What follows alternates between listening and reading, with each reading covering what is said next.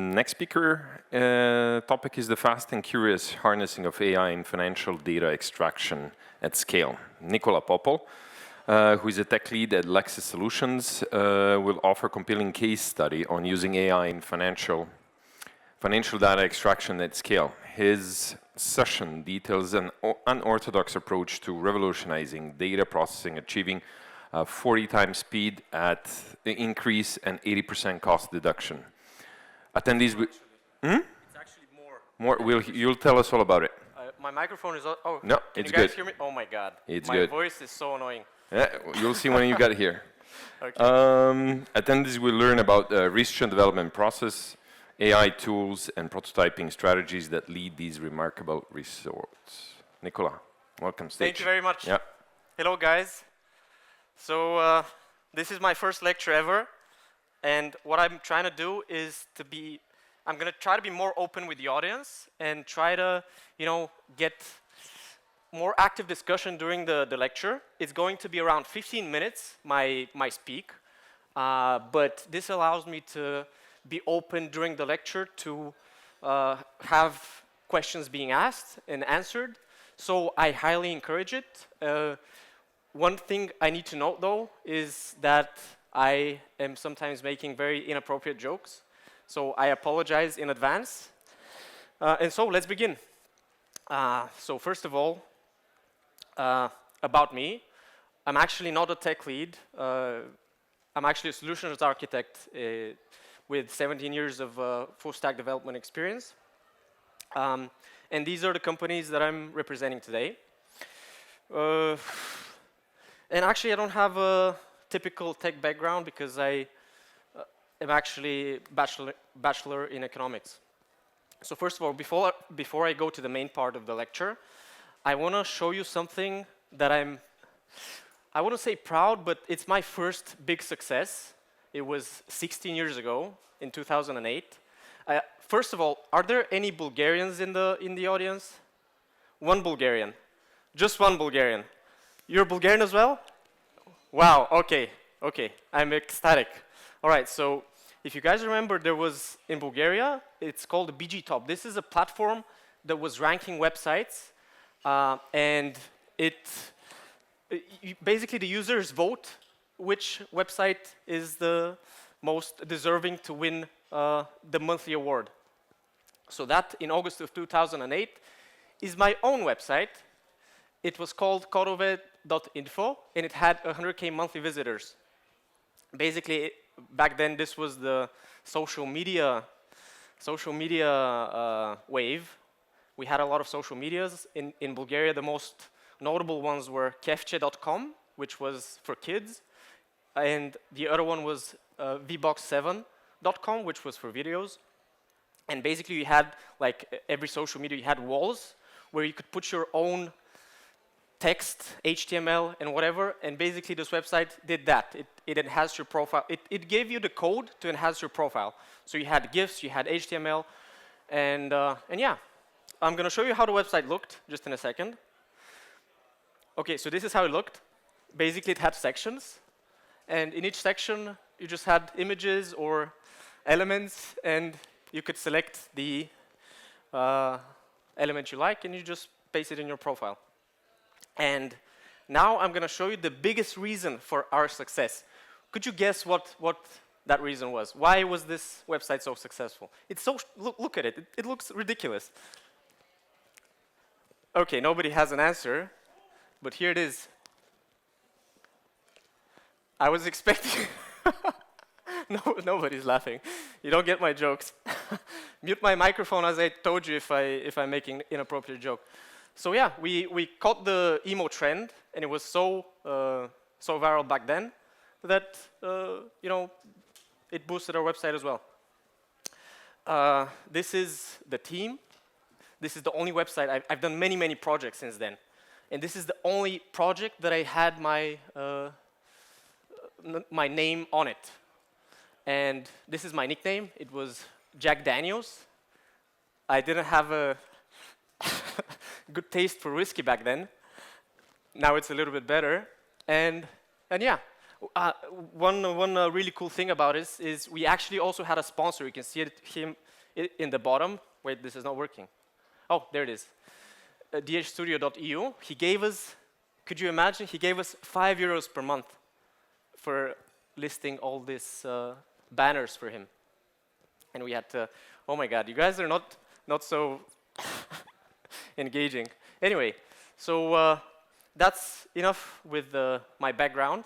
I'm not going to share any more projects. This is the more prominent one. Now I'm getting to the main part of the lecture, which is another project. Actually, not a project. It's a solution that we made. Oops. This is interesting. I forgot to say something. I was boasting now, but now I'm going to be a little bit vulnerable, and I'm going to say that for a typical software engineer, I don't know. For example, I don't know what DFS is. Is there any software engineers here? No software engineers. So, okay, I don't know DFS, I don't know bubble sort, I don't know insertion sort, all the popular algorithms, I don't know any of them. If I go to a junior interview, I would fail a couple of questions. I don't know if they would accept me, but anyways, that was my vulnerable part. So now let's begin. 5 minutes passed. We have enough time to go over my solution and even have questions. So overview of this presentation. So first, I'm going to start with the problem that we tackled. Then I'm going to briefly explain the solution and how I'm going to go more into detail of how we implemented the solution and the framework around developing the solution. And then I'm going to talk a little bit about the results and the outcomes of our solution. Oops. So,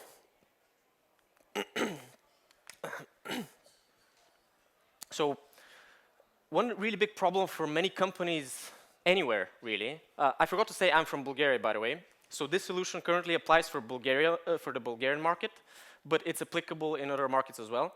So if you're a company in Bulgaria or any sort of enterprise, you wanna, and you decide if you wanna work with some other enterprise, you wanna evaluate if these guys are serious, if these guys, what incomes they make, what are their debts, assets, liabilities, and stuff like that, so you can decide if you can rely on them and work with them.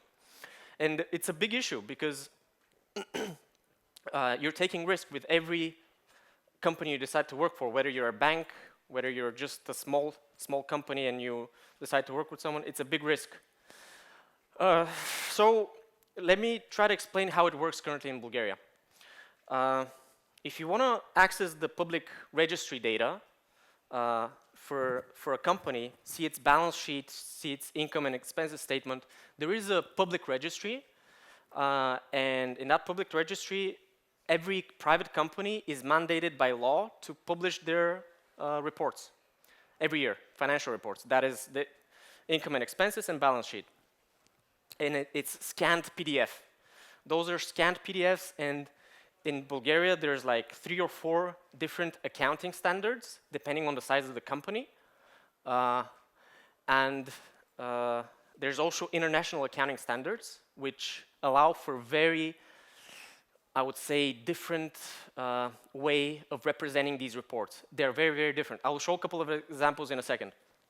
So if I'm a bank or if I'm an enterprise and I want to see if these guys are legit, I need to open this public registry. So when I go to the profile of the company, which is identified by a unique identification number, and it has a list of files, and you need to download the most recent file for the previous year. So it's many files in the, anyway, you download it, and in it there are many documents. One of them is your document of interest. You open the document of interest and you try to locate those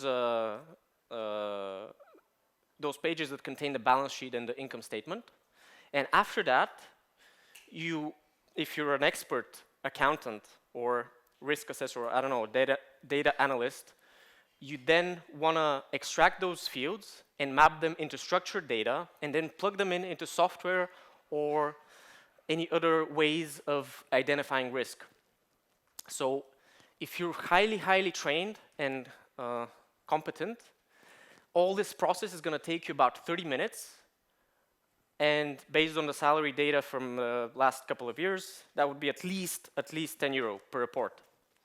In Bulgaria, there are 400,000 enterprises of different sizes, and that would mean, with the best estimates, that would cost 4 million euros per year of manual work. I'm going to show you now a couple of reports, how they look like, so you have a basic idea. They're not translated in English, so you'll not understand anything. So this is an income statement. This is another income statement. This is international standards one, accounting standards. This is another income statement. These fields here, on the income part and the expenses part, sometimes they have absolutely the same title.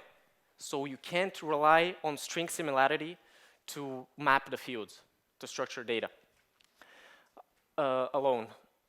This is another income statement, and this, actually, you think the quality is bad, it gets even worse.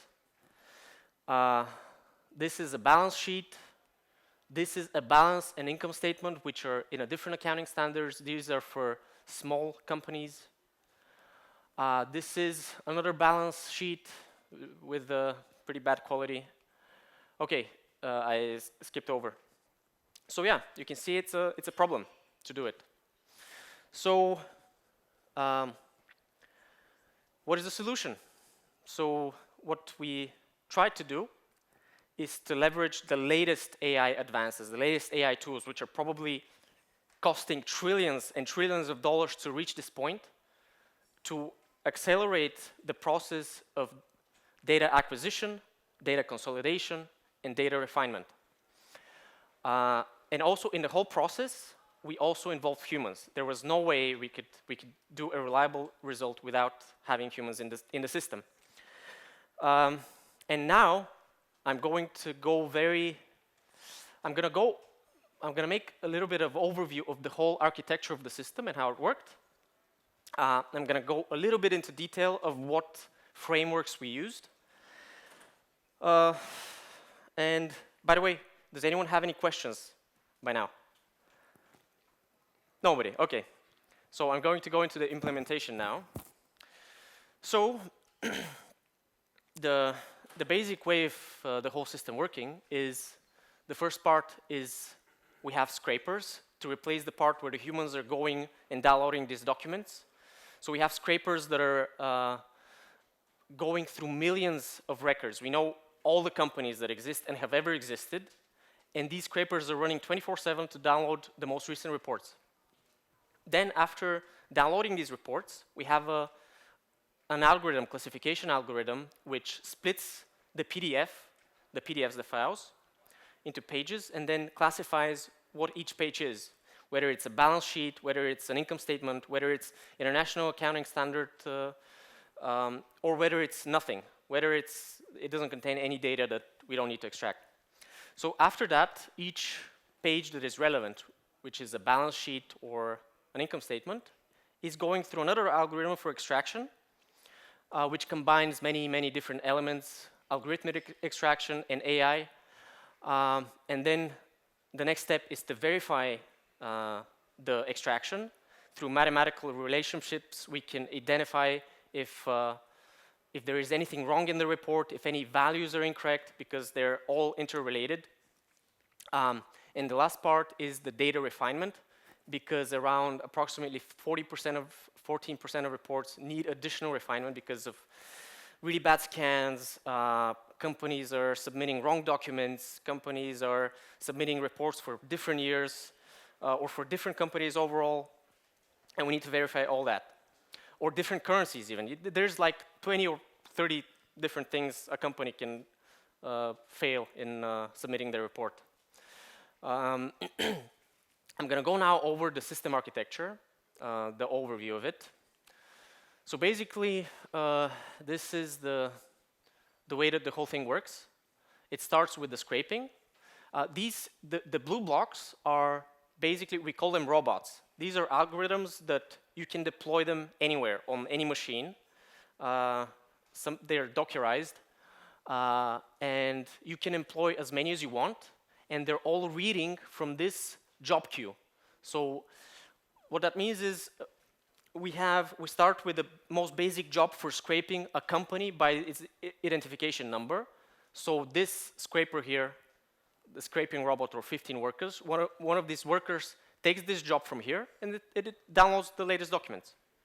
So after it finishes, it will create a job for the second algorithm, the second workers, for classifying the pages, and it will do its job, and then it will create a job for the third algorithm, which is extraction and verification. After it completes the third one, it will save the result into the database, the consolidated database, but if the verifications don't pass, it will send the report or fields, or specific fields, to the data refinement system. And then in the data refinement systems are involved humans and AI tools to try to correct the data.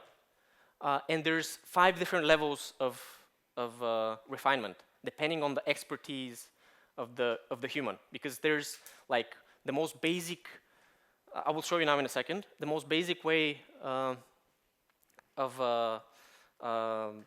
refining the data is to verify whether the cell value, whether the number that you see in the cell is correct or not. That's the most basic one. And the most expert one is to verify if the field is mapped correctly. If the field from the report is mapped correctly to the structured data. So after it passes this process, it creates another job to re-extract it, to re-extract and apply the new changes, and then it will save it again to the consolidated database. Did I explain it nicely? Okay. Any questions? Okay, we continue. So I'll show you how the system works, the data refinement system. I cannot show you how the robots work because they're just a code that runs. So the data refinement system which the humans are using, this is the most basic one. So as I said in the, come on, oops. So here, the human, what he has to do is he has to say what the number in the blue cell is. Because, you know, sometimes there are written reports entirely, and we need to make sure that the fields are correct if the formulas are not, I mean, the mathematical relationships are not fine. And basically, he just has to, what he has to do is type in the number if it's wrong. If it's not wrong, he just presses continue. And if it's very hard to read it, or he's not sure what to type, he can mark it for additional verification by higher level employee, or mark it that it's not readable. This is the second level of verification. So this is how the pages of a report are classified. These are the different pages from a downloaded PDF. So this is none, this is none, this is income statement, OPR, this is our own data. This here is how the fields are mapped. So this here is mapped to the structured data field of F01000. This is a field in a database, and this is the value that it saw. And here you can, as a human, you can change the classification, you can change the year of the report, and other high-level verifications. I mean, adjustments, refinement, that can mess up the extraction.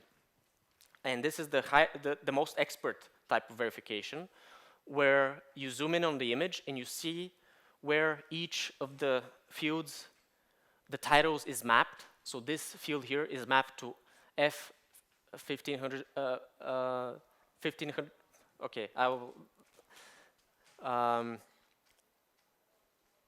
what a fail. Anyway, but you got me. Anyway, so you see how all the fields are mapped, and you can go here and correct them if they're not mapped wrong. But you need to have really high expertise in accounting to do so. And here on the right, you can see a live, this field is in red. The reason it's in red is because the formula does not pass. So here, these are the child fields, and this has 14 two times, so it doesn't add up to 14. So an expert knows, okay, I need to check this field and see what's wrong with it. Okay, so that was about the solution. I'm going to go over the result and the outcomes of our solution. Oops, no. So as I said, it was about 10 euros per report if a human was doing it. Can you make a guess how much it would cost with our solution? Just make any guess. Anyone? 2 euros. 0.04. Oops. I forgot. OK, I'm going to go back because, anyways, we don't have enough time. But if you're a tech guy, you might want to look at this slide. If you're not a tech guy, it doesn't matter what I say here. These are the most notable frameworks that we use to develop our solution. So the result, as I said, it was 0.04. But when we add up the human verification factor, it adds up to 0.068. So with all the human verification for 14% of the reports, it goes to 0.068, which is 99.3% cost efficiency. This is the value triangle, by the way. So cost, quality, and time. So the cost, I explained. The quality, so far we've extracted 500,000 of reports. It's a whole year's worth of reports, and 1/3 almost of this year's reports. 86% are completely flawless. There's absolutely nothing wrong, perfectly extracted. And 14% need to go through additional verification. And that means we also processed 3.6 million pages to reach this, and 38 million extracted fields, which is an average of about 80 fields per company. Usually the maximum amount of fields we can extract from a company is 140, but they need to have the most advanced reporting for that to happen. And in terms of time, it took us 1 year to develop our solution. In about 6 months, we had an 80% good enough solution. And the extraction time was reduced from our estimates of manual work, because there are other companies that are trying to do this manually, and I think they're failing miserably. But we reduced it from 2 years to 1 month. That is including the human factor. I forgot what my next slide is, but OK. These are some numbers that are going to be showing you the picture. So the compute cost, as I said, is 0.04 per report, which is around 16,000 euros for all 400K reports each year. As I said, 14% of reports, which is 56K reports, need additional human verification. And with clever system design, we've reduced that human verification factor when we've segregated the different verification levels depending on the human expertise in different levels. We've reduced it to 20 cents per report, which means for the 56K reports, it would cost 11K euros. And that is 27K euros total for all 400,000 reports for the year. So these are the commercialization of our solution. We sold the data to this platform, which is usually for financial reporting and public registry data, and also for marketing data, finding clients, finding any enterprises that you're interested in. And we're currently signing contracts, several year contracts with the top 2 banks in Bulgaria. And that's it about the solution. I'm now going to talk. This is probably the most important slide, but since you guys are not so technical, it's not so important to you, but I'm going to say it anyway. So this is the framework that we used to develop this solution, which is, for guys that are developers, this is an extremely unorthodox approach of developing. If there's any software developers here, if they see this, their eyes will bleed. So first of all, we had a really small team. We had 1 product owner and 2 developers. And this reduced bureaucracy. In terms of the framework of work, you know how popular Agile is in this world today. We didn't use none of that. We were constantly communicating. In terms of infrastructure, we had no staging environment, which meant we don't have testing environment. We were developing directly to production. All the robots were working. In order to do that, what we did was we had a system with daily backups. So if anything would go wrong, we could quickly revert the changes. Also, to reduce the cost, we avoided the cloud at all cost. We only used cloud for services that we couldn't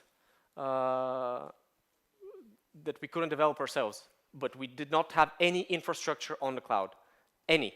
If we used cloud, the price would double. That's what our estimates were. To give confidence to our developers, what we did was we made really advanced feature tests, not unit tests, feature tests, the whole algorithms and pipelines.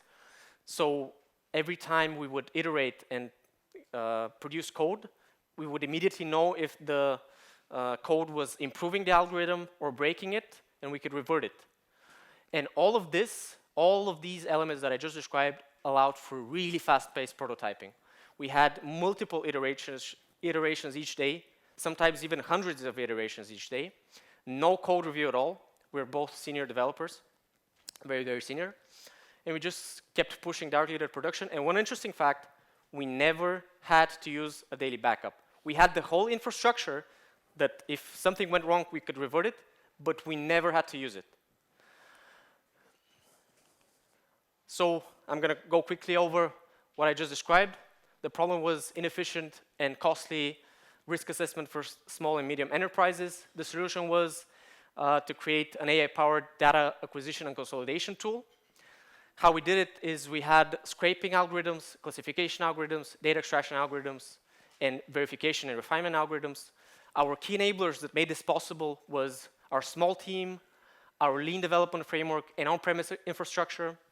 And the result was a consolidated database that was produced in 96% less time, with 99% less cost, and with much better quality. Thank you.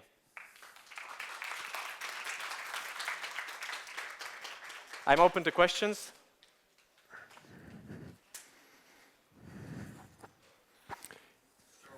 Just a sec. Yeah. So in the review part, where you were... Verification part? Verification part, yes. Is there some sort of reinforcement learning for AI that... No. Not yet. We have the data to do it. Actually, we have used it. You have, because we have the data, boxes and everything. But we don't use that much AI as people think. Actually, we use a lot of algorithmic extraction, and we use LLM models for their visual capabilities because they have better OCR than the most expensive OCR tools that were developed years and years and years. And GPT-4o's visual and Claude's visual are doing better for identifying each cell value and confirming it. Before sending it to a human, it's first the AI. Okay. Thank you. Thank you.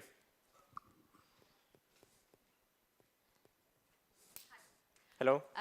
Given it's a bit of an unorthodox question, but given the nature of the field and everything, apart from reducing the cost to almost 100%, were there any cases of catching fraud or something, the nature of the business itself? What do you mean? The businesses that are submitting it's financial reports? Oh, yes. Oh, yes. I don't want to say this publicly, but we do identify which companies are doing bad stuff or they are trying to fake the reports. And we have talks with institutions, but I'm not going to disclose because Bulgarian, anyway. Well, it's much more, it's more efficient than humans either Oh, way. yes, yes, yes. Thank you. Any other questions? Yeah? So you don't just extract the data from it, but you also analyze these financial reports, or? Well, yes, but for me it doesn't look so complicated. You don't need a lot of really complex relationships to see if a company is doing something bad. But these are the only. Like, do you also do some, you mentioned some risk assessment and things like that? Or? This is the solution for the consolidated database. We do have risk assessment algorithms, but they're not topic of discussion today. But we do, yeah. Okay, thanks. It was just for this solution. We have other solutions as well. Yes? We have a... Yeah, thank you for this presentation. My question is, you mentioned that you have several clients, right? Banks. Yep. And at the same We time... are signing contracts with them. We haven't signed the contracts because it's very big bureaucracy with the banks. It takes a lot of time. I see, yeah. And also you mentioned that you have your solution is on-premise, right? So it's not cloud. It's on-premise entirely, yes. Yeah. So, all right. So if you haven't sold, but yeah, my question is how you're gonna actually land your solution inside the infrastructure of the bank, right? We are selling the data, not the solution. Okay, so you take the data. The data is public, right? The data is public. We extract it. Yeah. We sell it. You sell. Okay. Yeah, and they can do. They need to assess the risk, but they also want to do industry reports because we know all the companies. We have all the data for these companies. What industry they're working on, who owned the company. So we can do really complicated reports with this data. But this is. So you another don't want topic. I mean, your model is not to sell the model. It's not a model; it's a solution. And not the service. It's a data. It's not the service; it's the data that we're selling. Yes. Okay. Thanks. Okay. Thank you, Nikola. Thank you. Thanks, Mark.